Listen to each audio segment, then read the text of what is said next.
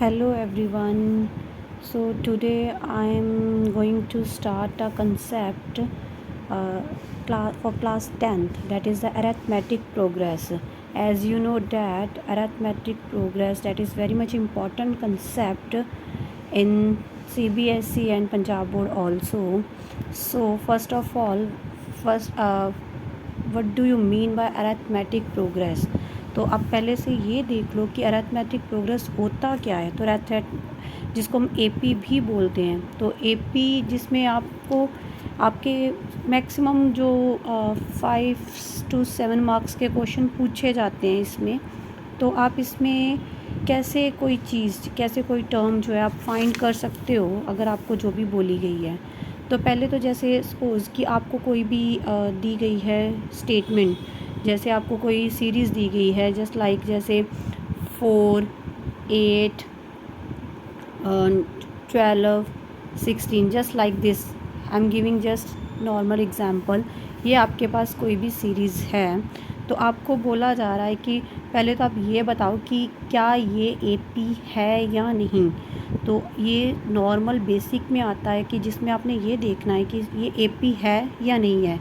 तो ये चीज़ चेक करने के लिए कि ये जो सीरीज़ हमें दी गई है क्या ये एपी है या नहीं है, तो इसको चेक करने के लिए आप क्या कर सकते हो कि आपने ये जैसे ये है, ये फर्स्ट टर्म है, ये सेकंड टर्म है, ये थर्ड टर्म है, ये फोर्थ टर्म है। आपको 4 टर्म्स दी गई हैं। आपने इनका पहले डिफरेंस एपी है या नहीं है इसको चेक करने के लिए हमें इनका डिफरेंस जो है वो चेक करना पड़ेगा। क्या इनका डिफरेंस जो है वो सेम आ रहा है? अगर तो इनका डिफरेंस जो है वो सेम आ रहा है तो आप इसको बोल सकते हो, एज ए कंज्यूम कर सकते हो इसको कि ये एपी है।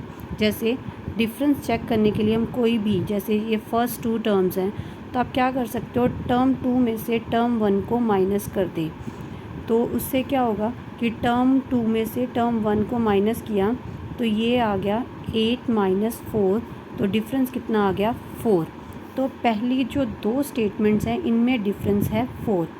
अब नेक्स्ट जो दूसरी 2 टर्म्स हैं उनका डिफरेंस चेक करते हैं। तो डिफरेंस हमेशा बड़ी टर्म से छोटी टर्म को ही माइनस में लेना है। जैसे हमने यहाँ से T2 - T1 लिया।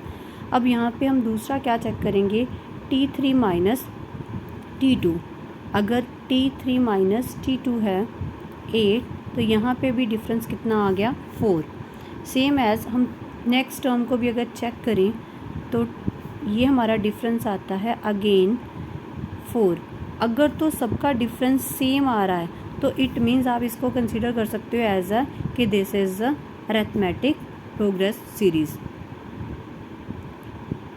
अगर ये डिफरेंस सेम नहीं होता तो इट मीन्स ये जो सीरीज़ आपको गिवन है वो एपी नहीं है। तो ये आपकी सिंपल फॉर्म में कि आपने चेक करना हो कि एपी है या नहीं है, ये उसके लिए है।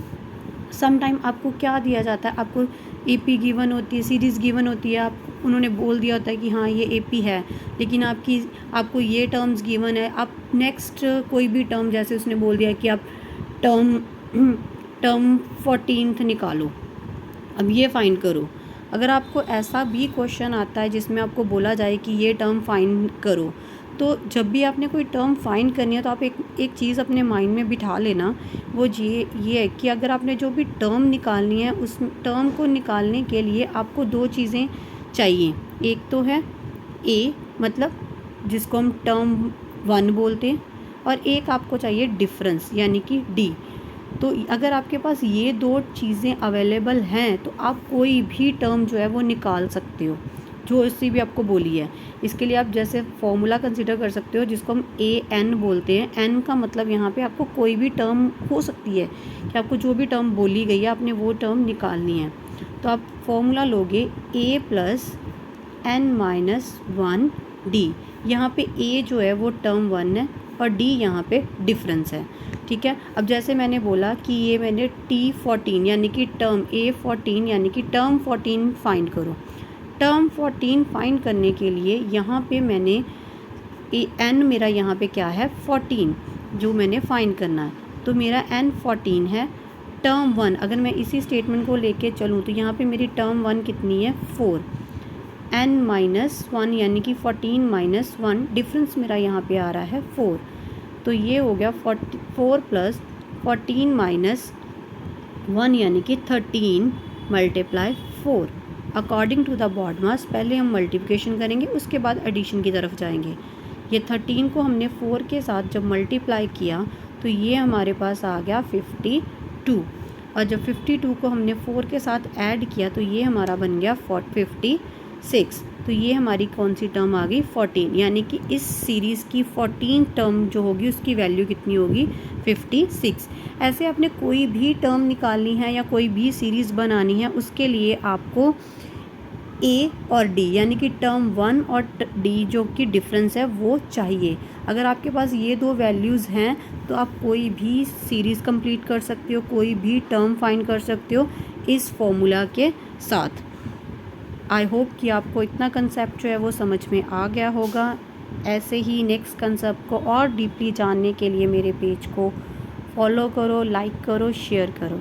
Thank you, bye bye.